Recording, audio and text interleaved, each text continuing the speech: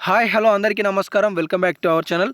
తెలంగాణ రాష్ట్రంలో ఆసరా పెన్షన్ల డబ్బులకి సంబంధించి, కొత్త పెన్షన్లకి సంబంధించి ఎప్పటి నుండి మంజూరు చేయబోతున్నారు, రేపు పెన్షన్లు ఏ ఏ జిల్లాలలో ఏ ఏ గ్రామాలలో అందించబోతున్నారు అనే అంశాలకి సంబంధించిన సమాచారం మనం ఈ వీడియోలో స్పష్టంగా తెలుసుకుందాం. ప్రతి ఒక్కరు కూడా వీడియోని చివరి వరకు చూడండి. తెలంగాణ రాష్ట్రంలోని ఆసరా చేయూత పథకానికి సంబంధించిన సమాచారాలు మన ఛానల్ ద్వారా మీకు తెలియజేస్తుంటాను. ఇక లేటెస్ట్ అప్డేట్స్లోకి వస్తే, కాంగ్రెస్ ప్రభుత్వం తెలంగాణ రాష్ట్రంలో ఏర్పాటు కాకముందు ఎన్నికల మేనిఫెస్టోలో ఒక ప్రకటన చేసింది.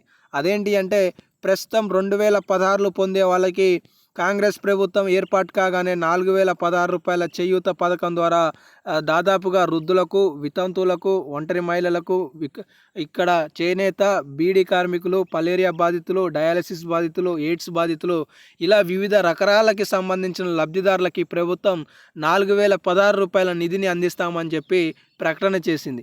దీంతో పాటుగా దివ్యాంగులు, తెలంగాణ రాష్ట్రంలో సుమారుగా 5 లక్షల మంది దివ్యాంగులు 2024 పట్టిక ద్వారా ఉన్నవారు ఉన్నారు. వీళ్ళకి కొత్త పెన్షన్లు మంజూరు అవుతే దాదాపుగా ఈ సంఖ్య 7 లక్షల వరకు పెరగొచ్చు అనే విశ్వసనీయ సమాచారం తెలుస్తుంది.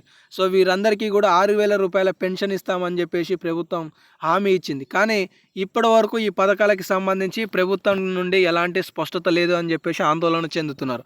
అయితే తాజాగా వచ్చిన సమాచారాల ప్రకారం తెలంగాణ రాష్ట్రంలో 4016 రూపాయల కొత్త పెన్షన్, 6000 రూపాయల పెన్షన్లను ప్రభుత్వం అందించబోతుందనే గుడ్ న్యూస్ అప్డేట్లు తెలుస్తున్నాయి. ఇప్పటికే తెలంగాణ రాష్ట్ర వ్యాప్తంగా అన్ని గ్రామాలు, జిల్లాలు, మండలాలు, మున్సిపాలిటీలకి సంబంధించి ఉన్నతాధికారులకి ఆదేశాలు వెళ్ళినట్లుగా తెలుస్తుంది. పూర్తి స్థాయిలో పెండింగ్లో ఉన్న అన్ని జాబితాలను సరిచేసి తక్షణమే ఒక నివేదికను ప్రభుత్వానికి సమర్పించాలి అని ఆదేశాలు ఇచ్చినట్లుగా తెలుస్తుంది.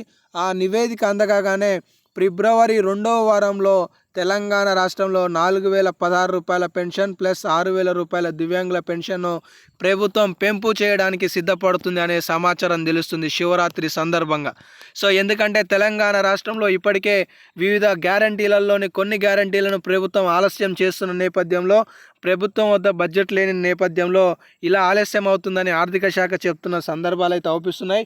అయితే ఒకవేళ ఈ 4016 రూపాయల పెన్షన్, 6000 రూపాయల పెన్షన్ కనుక పెంపు చేస్తే రాష్ట్ర ప్రభుత్వానికి సుమారుగా 25,000 కోట్ల రూపాయల బడ్జెట్ కావాల్సి వస్తుందనేది అంచనా అన్నట్లుగా సమాచారం తెలుస్తుంది. ఎందుకంటే ప్రతి నెల సుమారుగా 800 కోట్ల రూపాయలు అనేవి కేటాయింపు చేయాల్సి వస్తుంది అనేది ప్రభుత్వం యొక్క ఆలోచన అన్నట్లుగా అప్డేట్స్ తెలుస్తున్నాయి. అయితే ఈ నిధులను ఈ కొత్త బడ్జెట్ నుండి కేటాయింపులు చేసి కొత్త పెన్షన్లను కూడా కొత్త సంవత్సరం సందర్భంగా మార్చి నెల లేదంటే జూన్, జూలై నెల నుండి ఆ లబ్ధిదారులకు అందించడానికి ప్రభుత్వం పూర్తి స్థాయిలో ఆదేశాలను ఇచ్చినట్లుగా తెలుస్తుంది.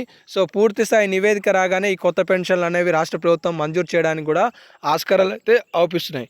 ఇప్పటివరకు తెలంగాణ రాష్ట్రంలో 43 లక్షల మంది లబ్ధిదారులు సుమారుగా పెన్షన్లు అనేవి పొందుతున్నారు. కొత్త పెన్షన్లు మంజూరు అవుతే ఈ సంఖ్య దాదాపుగా 55 లక్షల నుండి 60 లక్షల వరకు కూడా పెరగొచ్చు అనే సమాచారం తెలుస్తుంది. సో ఏ ఒక్క స్టేట్మెంట్ ఉన్నా మీకు సమాచారం ద్వారా తెలియజేస్తాను కాబట్టి మిస్ కావద్దు అనుకుంటే సబ్స్క్రైబ్ చేసుకొని ఫాలో అవుతుండండి.